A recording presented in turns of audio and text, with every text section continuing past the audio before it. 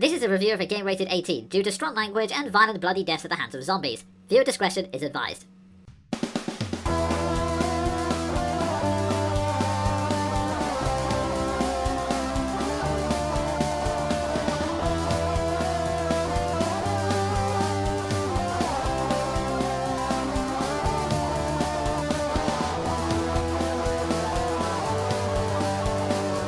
Tonight's review, The Walking Dead Season 1.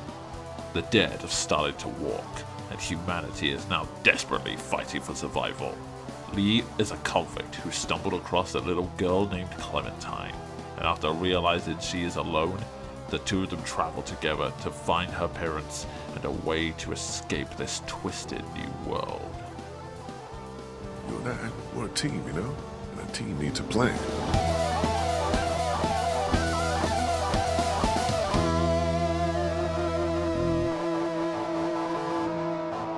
Hi there, it's me the Jonin Monkey again, once again bringing you the best and the worst of video game storytelling. In the last few years, Telltale games have become a big name in gaming narrative, not just for the stories they write, but for the unique formula that put their games on the map. Telltale have always worked on games based around pre-existing licenses, but they all follow the classic point-and-click adventure model, a traditional story that the player moves forward by finding items and solving puzzles with said items. Today's subject, The Walking Dead, changed all of that in two ways. The first was the story being written episodically, split into 5 installments released every few months, and of course each episode ended on a big cliffhanger. The second was a greater focus on player choices rather than puzzles. The player is continuously given dialogue options that affect their relationships with the cast, and in some cases change the course of the narrative. To emphasize this, after completing every chapter, the player is shown a summary of their key decisions and how they compare to the choices of other players. With these two factors and a shift towards franchises aimed at older audiences, you have a model that has proven to be successful and in the span of a few months turned Telltale into a critical darling. With all this in mind, I'm going to start this review with one simple question. Is this successful system really that good? One of the biggest debates that surround this game specifically is how much choice the system actually allows. Detractors claim that although the game emphasizes how important player choice is, it's nothing more than smoke and mirrors. Half of the dramatic notices that appear throughout the game, such as, "This lady will remember that," or "This dude likes your honesty," don't lead anywhere. And a large chunk of the choices you make only have cosmetic results. One of the earliest dilemmas in the game is whether or not you save Sean or Duck. But no matter who you pick, Kenny will always come at the last moment to save Duck, and Sean will always die. You cannot change these events, so it's ultimately meaningless. Do I agree with these critics? Yeah, not really. Whilst I do believe Telltale shouldn't have hyped up the effects of player choice as much as they did, I don't think the system itself is inherently flawed because of it. When you get right down to it, most video game choices rely on smoke and mirrors, as there are only so many paths developers can create, especially when you have to include animation and voice acting. What matters is not what effects the choices have on the main narrative, but what effect they have on the overall experience. In this game, the focus is less on the consequences of your choices, but more on the reaction to those choices. To use that first example again, despite appearances, the choice is not about saving Sean or Duck, but about your relationship with Kenny. Choosing Duck is the beginning of a strong friendship with Kenny. Choosing Sean will mean that Kenny will never really trust you. That's what these little messages are really for, to remind you to choose your words carefully, as even a casual conversation can change a person's view of you. Yes, some of these characters die soon afterwards, but if they didn't get the same treatment, it would kind of give the game away, wouldn't it? With this in mind, I think the Walking Dead system does just enough to make your choices feel like they matter. Characters acknowledge your decisions, be it supporting them or questioning them, and that in turn deepens your connection with the cast. You form a bond with Carly as she starts to provide moral support, or you start to feel friction with Kenny as he is always getting on your case and acting like you're some kind of traitor, even though I'm not the arsehole who thinks having a son gives me the right to do whatever the hell I want. Oh, look at me, I have a family, I'll do whatever it takes. Yeah, I'm sure they're very proud to have a role model who leaves innocent people to die and... Sorry, I don't know what came over me there. Point is, the system isn't perfect, but it gives the player an emotional connection to the cast, which in turn leads to a greater investment in the story. So I'd still say it's a good system overall. And I've just realised I've spent more time talking about the dialogue system than the actual story, so let's rectify that! Whilst The Walking Dead is based around the standard zombie apocalypse premise, what makes the game interesting, especially to someone like me who's sick of zombies, is how they're used. Zombies are treated more like a force of nature, something that you can prepare for and push back, but never truly defeat. The real goal is surviving this new world, and the main focus of the story is Lee's interactions with the other survivors he meets along the way. Whilst this is a good concept, it would still fall flat if the character writing wasn't up to scratch. But this is not the case of The Walking Dead, as the character writing is very strong. Whilst not all of them get the chance to develop, flesh-eating zombies don't like sharing the spotlight after all, everyone has a unique voice, and even if they're not the most likable people in the world, they're written in a way that they're still understandable. There are no crazed strawman or horribly prejudiced person to add to the drama by being a git for no reason. The conflicts in the story are brought on by disagreements over long-term strategy and past decisions. And whilst a character may do something stupid, you can at least go, I can see why you did it, but it was still dumb. Instead of, who the hell thinks like this? But without a doubt, the real stars of this cast are Lee and Clementine. Their relationship is a classic one. A good man who has lost his way, taking care of an orphaned child and regaining his humanity in the process.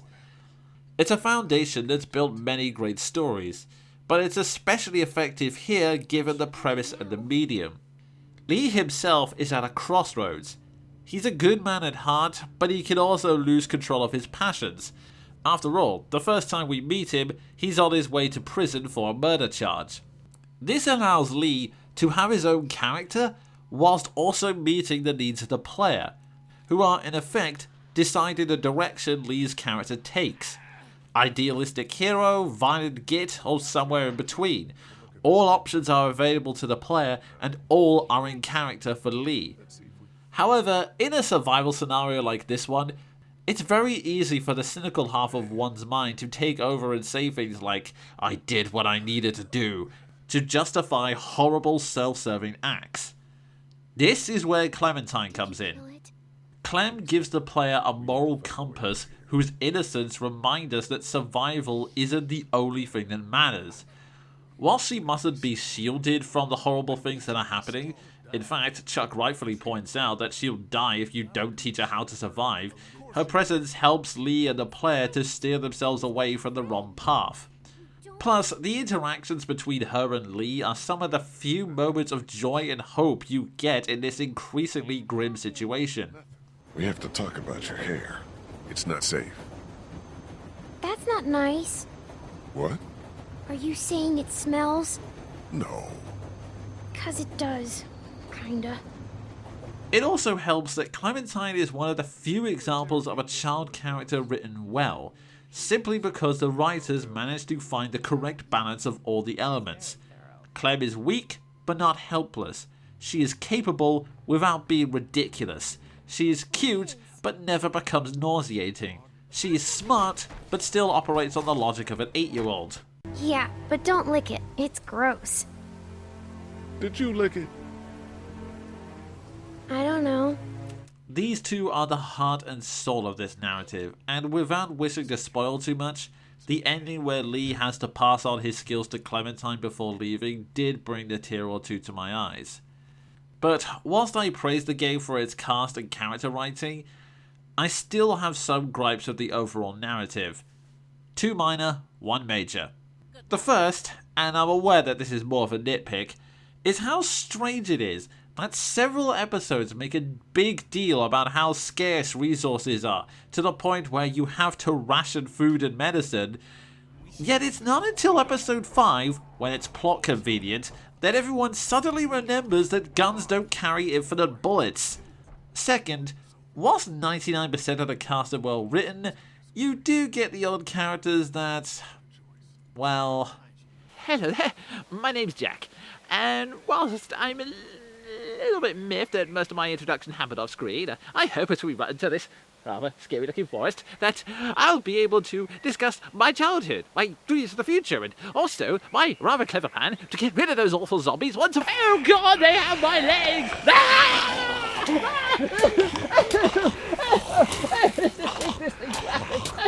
No, the glasses! The third and final gripe is a pretty big one.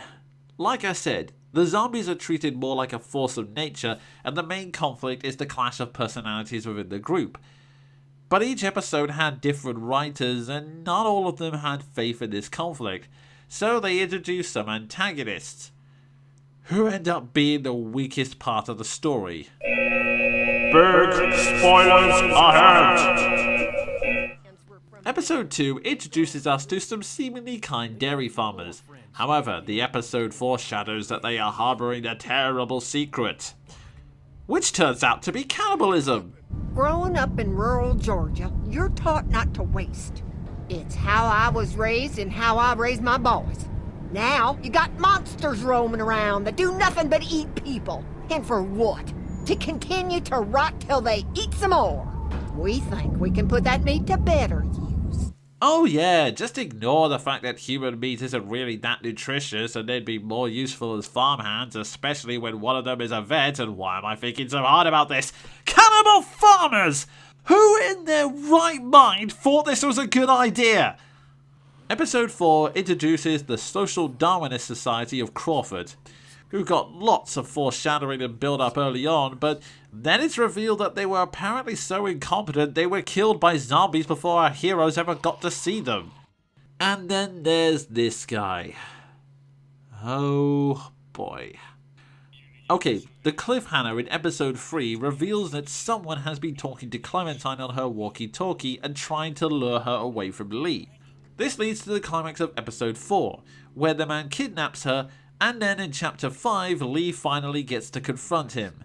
And if you're wondering why I keep referring to him as the man or the guy, it's because he doesn't have a name. He's just referred to in the credits as the Stranger.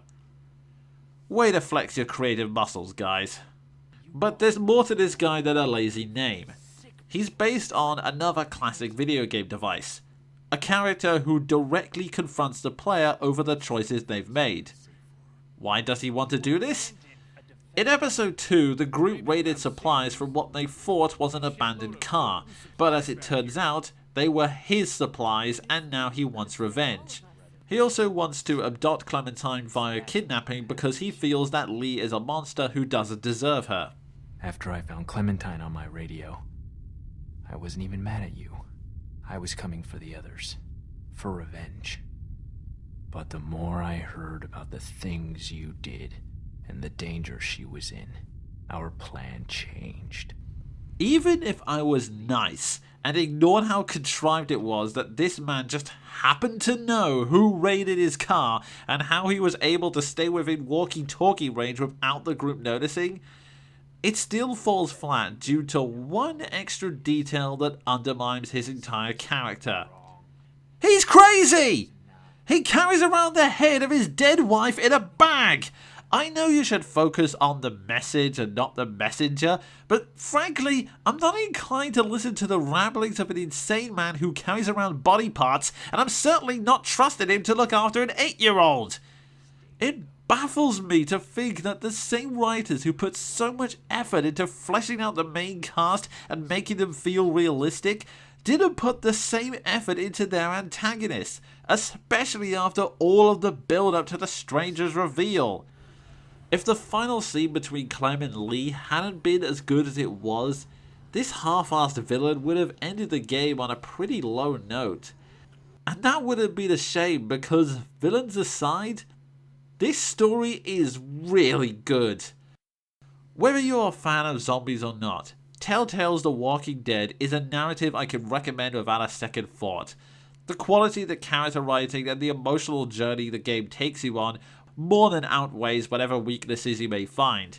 And the dialogue system allows you to make just enough changes to give the plot a more personal touch. If you haven't played this game yet, then you should definitely give it a try. It's one of Telltale's biggest hits for a reason. I've been the Jonin Monkey, and until next time, cheerio.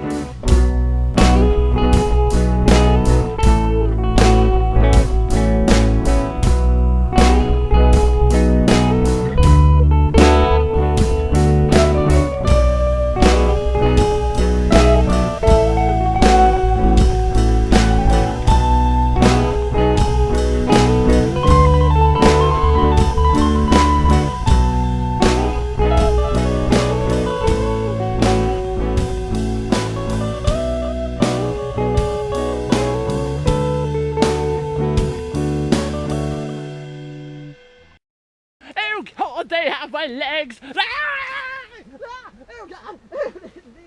Wait, my hand's still here, isn't it? Fuck!